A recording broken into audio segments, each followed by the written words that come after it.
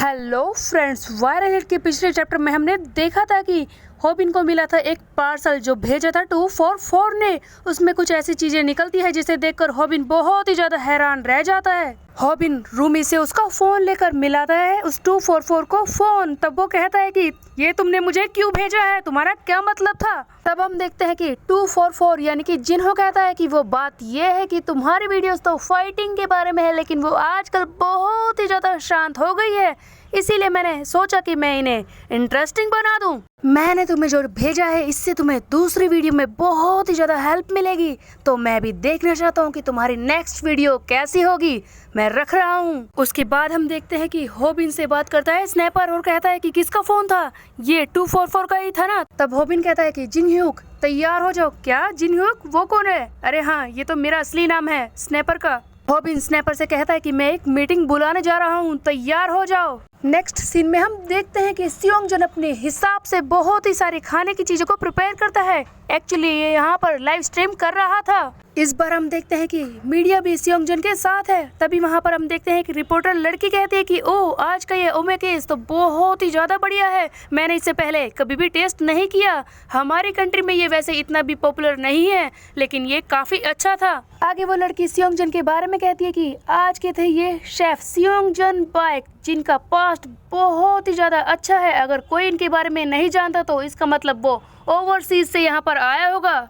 So basically इस scene को देखकर ऐसा लग रहा था कि सियोंगजन मीडिया के सामने अपनी इमेज को और भी ज्यादा सुधारने की कोशिश कर रहा है, क्योंकि वो आखिरकार पॉलिटिक्स में जाना चाहता है। फाइनली स्ट्रीमिंग खत्म होती है। वो सारे रिपोर्टर्स को थैंक यू कहता है और ये भी कहता है कि मेरे सब्सक्राइबर ये जानना चाहते होंगे कि मैं क्या फिल्म करने जा रहा हूँ, वो वैसे भी मेरा साथ देते हैं। आगे सियोंगजन अपने सब्सक्राइबर से पूछता है कि अगर मैं पॉलिटिक्स में आ जाऊं, अगर मैं ऑफिस में काम करूं, तो क्या आप लोग मेरा साथ दोगे? सियोंगजन का ये हैंडसम इनोसेंट फेस देखकर सारे सब्सक्राइबर भी उसे वोट देने को तैयार है। सियोंगजन का प्लान वर्क कर रहा था। उसके बाद हम देखते हैं तो लड़कियों को, ये दोनों नर्सेस हैं, इनके पीछे से आ रहा है कोई और नहीं जिन्हो। इसके शर्ट पर और इसके चेहरे पर खून भी लगा हुआ है। ऐसा लग रहा है कि शायद इस जिन्हो ने किसी को मारा है और ये यहाँ पर आया था किसी और से नहीं, असेंबलिन टाइसन जू से मिलने के लिए। जिन्हो टाइसन से कहता है कि ओ, तो तुम अपने टीथ को सही करा रहे हो, क्यों ना मैं तुम्हें एक डेंटिस्ट से मिलवा दूं। तब टाइसन कहता है कि क्या डेंटिस्ट? तब जिन्हो कहता है कि हाँ, वैसे वो एक आदमी है तो शायद तुम्हें पसंद नहीं आएगा। तब हम देखते हैं टाइसन कहता है कि नहीं, उसकी जरूरत नहीं है, बस ये बताओ कि वो गिफ्ट जो मैंने कहा था, क्या तुमने वो हॉबिन को भेज दिया? तब जिन्हो कहता है कि ऑफ कोर्स, मैं अभी उसी से बात करके आ रहा हूँ। तभी हम देखते हैं टाइसन कहता है कि वैसे तुमने कहा था कि वो हॉबिन भी सियोंगजन बाइक जैसा ही है, वैसे वो दोनों अलग जिंदगी जी रहे हैं, लेकिन तुमने कभी भी बताया नहीं मुझे कि सियोंगजन बाइक किस तरह की दुनिया से आया है। तभी हम देखते हैं जिन्हो कहता है कि ओ सचमुच तुम उसके बारे में जानना चाहते हो? अगर मैं शुरुआत करूँ तो सियोंगजन बाइक एक जापानीज कोरियन है जो एक जूडो एथलीट भी रह चुका है। आगे जिन्हो बताता है कि सियोंगजन बाइक जूडो में बहुत ही ज्यादा अच्छा था, उसे एक बहुत ही अच्छा कोच भी मिल गया था जिसने उसे सिखाया भी था, लेकिन फिर एक दिन उसने अपने ही कोच को मार दिया पैसों के लिए।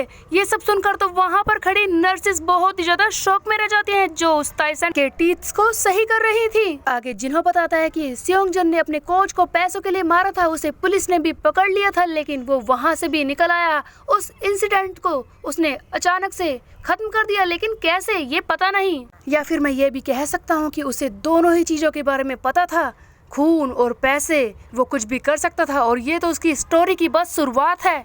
उसने फिर कांटो रीजन में एक नोटोरियस बाइकर गैंग को खत्म किया और वहीं से उसके वर्ल्ड की शुरुआत हो गई थी।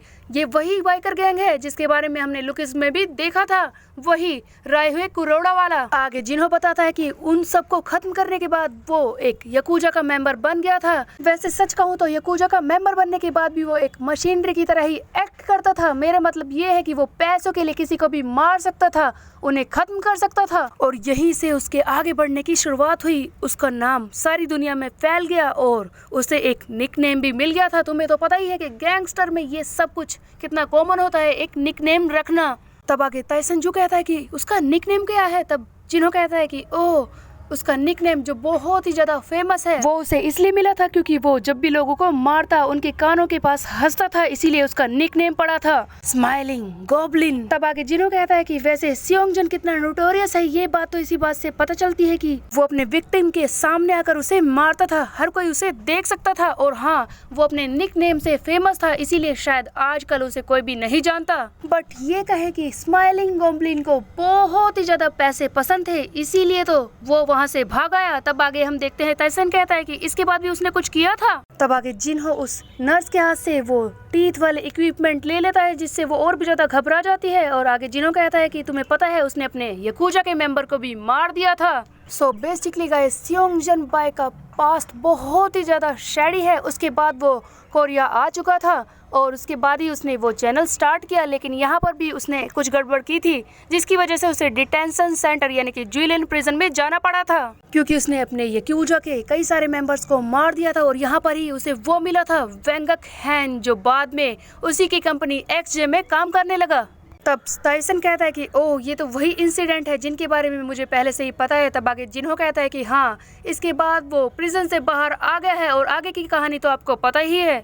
रिटेंशन सेंटर से बाहर आने के बाद उसने अपने चैनल को स्टार्ट किया और फिर से फेमस हो गया था। कितनी अजीब बात है ना कि उसने अपने निकनेम से सारे क्राइम किए थे जापान में और यहाँ पर आने के बाद कोई उसे नहीं जानता और उसका कोई भी सच नहीं जानता है। और इसीलिए तो उसने अपने चैनल पर एक बार ये भी बताया था कि वो एक याकुजा का मेंबर था। लोगों को उसके बारे में सच पता ही नहीं है कि वो कितना खतरनाक है। तब आगे ताइसन कहता है कि वो बहुत ही चालाक है, उसे पता था अगर वो सारा सच दुनिया के सामने रख देगा तो लोग उसे भेड़ बकरी की तरह कुचल देंगे, इसीलिए उसने आधा सच बताया ताकि सिंपैथी गेन कर सके। और लोग वो बहुत ही ज्यादा खुश हो गए कि एक याकुजा का मेंबर अब सुधरना चाहता है, वो ठीक हो रहा है और यहाँ पर एक यूट्यूब चैनल स्टार्ट करके अपनी नई जिंदगी की शुरुआत भी कर रहा है। तब आगे जिन्हो कहता है कि उसने बहुत ही अच्छी चाल चली थी, उसने अपने आधे सच को यूज करके लोगों की सिंपैथी गेन कर ली और अब वो एक बहुत ही सक्सेसफुल यूट्यूबर बन गया है। आजकल तो क्रिमिनल भी यूट्यूबर बन जाते हैं। ये भेड़ बकरी जैसे लोग, इन्हें पता ही नहीं है कि याकुजा का मेंबर क्या होता है और वो किस तरह के काम करते हैं,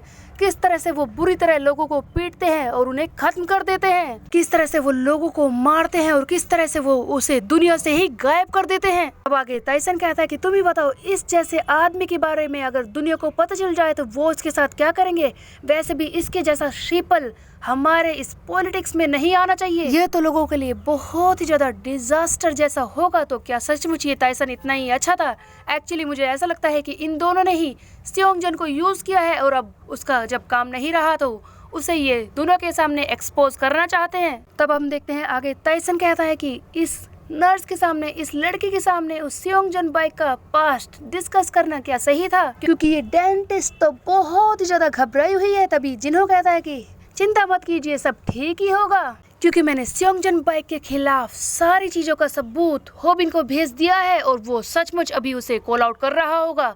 मेरे हिसाब से वो दुनिया के सामने होगा, उसे एक्सपोज कर रहा होगा। और जैसा कि जिन्होंने कहा बिल्कुल ऐसा ही था, होबिन मीडिया के सामने था, वो इस सियोंगजन बाई का सच दुनिया के सामने ला रहा था, वो सारी बातें बता रहा है और इसका निकनेम भी जो है स्माइलिंग गॉब्लिन, और वो कह रहा है कि ये है सियोंगजन बाई का सच। सियोंगजन बाई भी ये सारी चीजें देख रहा है और वो बहुत ही ज्यादा गुस्से में होता है। तो क्या लग रहा है कि क्या जिन्हो होबिन का यूज करके इस सियोंगजन बाई को खत्म करवाना चाहता है और शायद उसके बाद ये होबिन का भी यूज करेगा। अब आगे क्या होगा, let's find out in next chapter. तब तक के लिए मेरे चैनल को सब्सक्राइब कर ले, बेल के आइकन को कर दे प्रेस। फिर मिलते हैं, बाय बाय गाइस।